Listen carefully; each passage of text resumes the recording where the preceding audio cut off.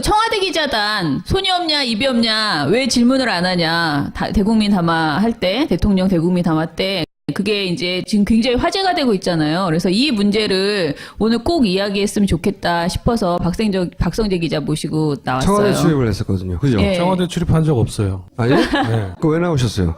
나오라고 해서 나왔어요. 일단은 정황을 하나 말씀드리면 네. 그 이제 두 번의 대국민 담화 있었잖아요. 사과. 그런데 네. 두 번 다 그 질문을 하지 않기로 청와대 기자단이 미리 사전에 양해를 한 것으로 알려져 있습니다. 그런데 대통령이 이렇게 사과를 하면서도 기자의 질문 자체를 받지 않겠다는 태도는 당연히 너무 독선과 아집이 있는 거죠. 근데 이거를 기자단이 완전히 순순히 동의한 것은 저희가 보기에는 이거는 완전히 기자로서의 부끄러움도 모르는 행태이다. 아니, 그게 받아치고는 네. 있잖아요. 그러니까. 그게 다 받아칠 거면. 집에서도 다 받아칠 수 있는데 왜 거기 모여서. 그러니까, 아니, 속기사를 부르지. 왜 기자들이 앉아가 있냐고. 그러니까요. 자, 얘기해보세요. 저도 이제 기자 생활을 했기 때문에 저는 정치부 나갈 때 청와대는 안 나가고 정당 출입을 했었거든요. 네. 네, 근데 정당에서 사실 그런 일이 벌어질 수가 없어요. 절대로 없죠. 네, 뭐 당 대표가 얘기하던 대변인이 얘기하던 서로 이제 막 질의응답이 이루어지는데 우리나라는 청와대에서 유달리 그런 일이 많이 벌어지고 지금 정권 들어서는 장관들도 그런 짓거리를 많이 이렇게 행태를 보입니다. 예를 들어서 올 초에 그 유일호 경제부총리가 5명 장관 이렇게 같이 세워놓고 무슨 뭐 법안 통과해야 된다고 한번 담화문 발표한 적이 있는데 그때도 담화문 딱 읽고 나갔어요, 그냥. 예. 그래서 기자들이 막 쫓아가서 질문도 좀 하고 그랬었거든요. 근데 이번에 보니까 제 후배들이 많이 있을 텐데 그 청와대 기자들 중에서 아무도 질문을 못 던지더라고요. 그래서 저도 보면서 생방송 보면서 좀 안타깝고 이거 저거 욕먹을 텐데 나중에 이런 생각이 들더라고요. 질문을 못 던지는 수준이 아니고 대통령이 이렇게 내려올 때 이렇게 가까이 왔잖아요. 끝나고 네, 나서 네. 움찔움찔 그렇죠. 이렇게 이거 어떻게 해야 되나 불편해하는 그런 최순실한테 느낌이 혼날까 들었어요. 모르는 거 아니에요, 나중에? 아니, 그러니까 이제 이게 청와대 기자들이 청와대만 나가면 다 바보가 되고 뭐 병신이 되고 이런 건 아닌 것 같아요. 왜냐하면 거기에 뭐 한겨레 기자도 있고 또 뭐 JTBC 기자도 있잖아요. 뭐, 왜? 김보엽 씨는 왜 옛날에 질문 청와대 안 안 해요, 나갔었나? 왜? 저도 청와대는 못 가봤습니다. 예, 예. 그러니까 뭔가 이렇게 시스템이 그렇게 돼 있는 거예요. 그게 뭐냐면은 간사단이 딱 있는 예. 거죠. 그 미국에도 그런 게 있대요. 그러니까 이제 영어로 하면은 팩 저널리즘이라고 그래가지고 저 공부를 좀 하고 왔습니다. 그래서 PACK. 예, 예. 우리말로 하면 패거리 저널리즘이에요. 그러니까 쉽게 말하면. 그래서 출입처를 중심으로 기자단이 만들어지고 그 대변인이나 공보관이 이렇게 딱 중간에서 기자들과 어떤 자기 장관이나 뭐 이런 공공기관장과의 어떤 이런 거를 주관하는 모든 거를. 그리고 그 룰에 이렇게 따르지 않으면 약간 왕따가 되거나 뭐 징계를 받거나 이런 시스템이 있지 않습니까? 이게 이제 예전에 노무현 정부 시절에도 이걸 혁파하겠다 그래가지고 기자실 개혁한다 뭐 이런 말도 나왔었는데 이 시스템이 가장 그 안 좋은 쪽으로 고착화되어 있는 데가 아마 청와대 아닌가. 제가 노무현 대통령 시절 기자회견을 좀 유튜브에서 모아가지고 갖고 왔어요. 네, 마지막으로 한 분만 질문을 받겠습니다. 여야의 대선자금의 공개를 촉구하는 의미에서 그 경선자금도 차제에 함께 공개하실 의향이 있으신지. 지금 이제 대선 자금 공개 뒤에 어떤 정치 개혁을 촉구하고 계십니다. 만약에 받아들여지 않았을 경우의 수순 어떤 구상을 하고 계신지. 그 탈군이 중요한 수단인지 그리고 상징적인 수단인지를 수단이라고 생각하시는지를 좀 말씀해 주시고요. 불필요하게 국정혼란은 원인이 되고 있다는 지적도 있고요. 그리고 국정현안에 대한 대통령이나 관련 장관들의 지나친 앞서가는 발언이나 답변이 오히려 그 시스템을 작동시키는 것을 마비시키거나 좀 편향된 방향으로 흘러가게 한다는 지적도 있습니다. 정말 불편한 질문을 하는 사례들이 너무너무 많아서. 저게 원래 정상이죠. 이게 근데 당연한 줄 알고 살았거든, 이 시절에는. 네, 맞아요. 기자, 이거 물어보면 당연한 거 아니야? 기분 봐도 할 수 없지. 생각해보세요, 그, 검찰들 불러가지고. 검사 와야 돼요. 걔들 다 어디 갔어, 지금? 그때 질문했던 게 우병우 아닙니까? 그러니까 사전에 질문을 하지 않기로 양해를 한다. 이런 식으로 됐을 때 그럼 기자단 쪽에서는 그러면 우리가 그 자리에 병풍 쓸 일이 없다. 그쵸. 그게 뭐 기자회견이야. 그 아래층에서 텔레비로 보면 되거든요. 그러니까 기자들도 거기 익숙해져 버린 것도 있어요. 그렇죠. 벌써 이명박 시작해가지고 8년째 이러고 있으니까 네.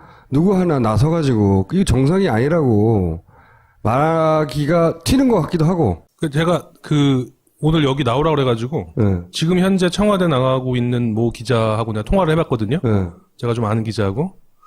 그랬더니 예를 들어서 그런 상황에서 사전에 조율이 됐는데 누가 왜 이선 후퇴 얘기 안 하십니까? 라고 이제 질문을 하면 네. 약속되지 않은 그런 질문을 하면은 우선 기자들 사이에서 적어도 튀려고 그런 거 아니야? 그렇지. 이런 분위기도 형성이 된다고 하더라고요. 그리고 출입을 못 하게 되겠죠. 그다음부터는. 네. 박근혜 대통령이 그랬다잖아요. 야당 만날 때 노회찬 오지 말라고 요청했다잖아. 정의당 오지 말라고. 네. 노회찬을 찍어서 얘기했대요, 또. 노무현 전 대통령 때도 사실 약속대련이 없었던 건 아니에요. 네. 예, 이제 질문지를 줬대요. 이렇게 네. 미리 기자단이. 근데 이제 여기도 보면은 영상에도 나오지만 추가로 막 질문이 없는 질문 들어가고 나오는 거죠. 이제 네. 막 하다 보면은 또 노 대통령이 좀 말씀이 많잖아요.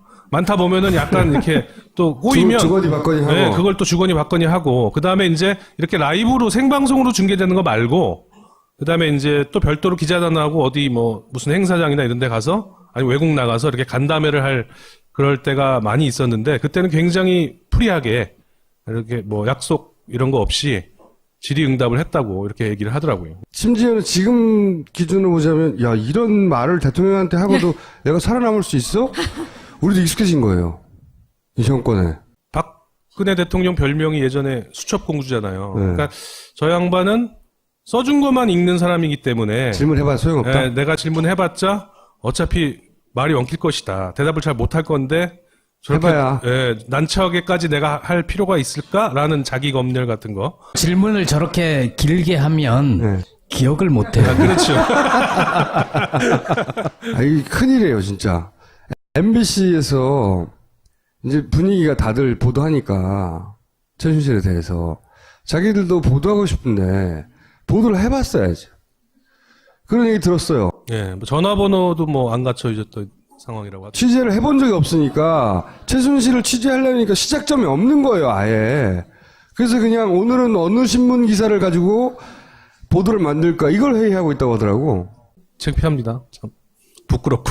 근데 이제 MBC 요거와 관해 가지고 제가 이렇게 좀 글도 막 쓰고 그랬는데 지금 MBC 상황은 강아지로 개로 표현하면은 왜 언론을 막 개에 많이 비유하잖아요. 감시견이다, 애완견이다. 근데 애완견도 그 정도를 넘어가지고 이빨이 다 뽑힌 상태.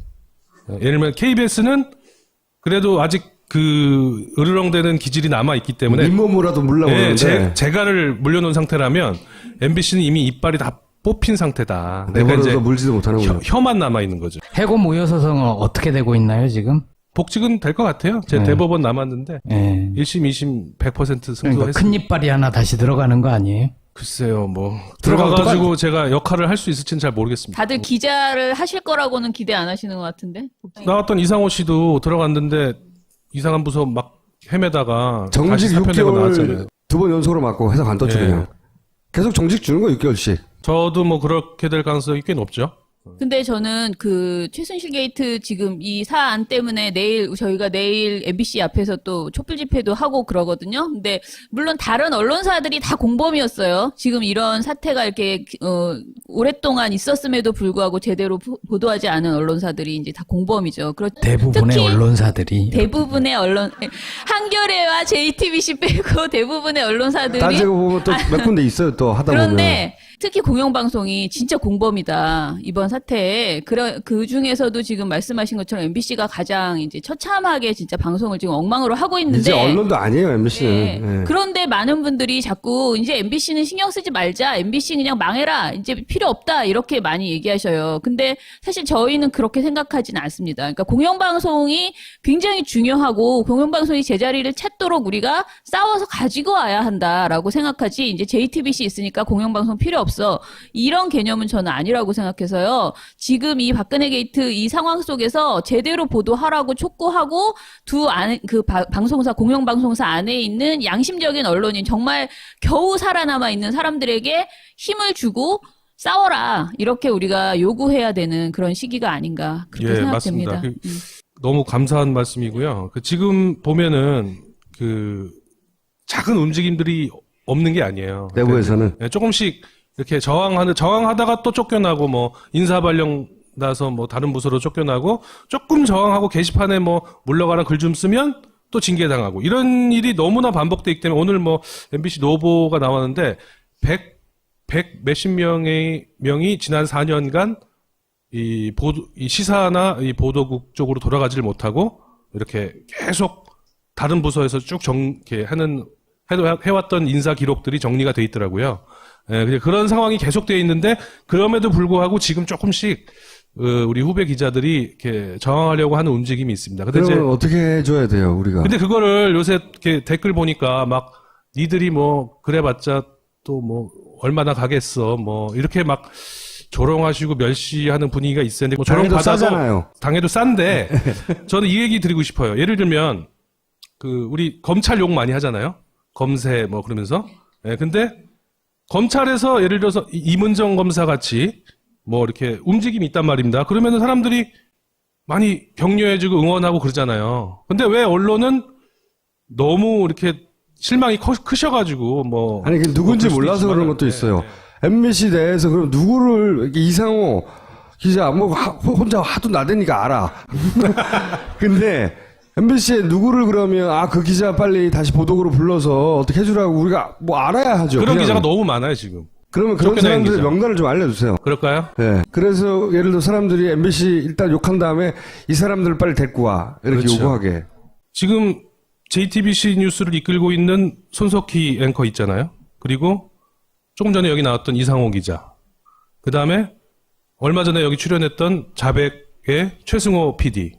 다 어디 사람입니까? 예전에 MBC에 왔다 했죠. 그러니까 몇 년 전에 MBC는 그런 사람들이 곳곳에 포진되어 있는 막강한 방송사였어요. 그리고 그런 방송사였기 때문에 이명박 박근혜 정권이 MBC를 죽이려고 낙하산을 보내고 뭐 방문지 이사들을 막 뉴라이트 집어넣고 해가지고 몇 년 동안 파업한 애들 막 해고하고 뭐 징계하고 막 정직 때리고 뭐 쫓겨내고 막 이래가지고 지금 이 지경이 된 거거든요. 이빨을 하나씩 뽑아가지고.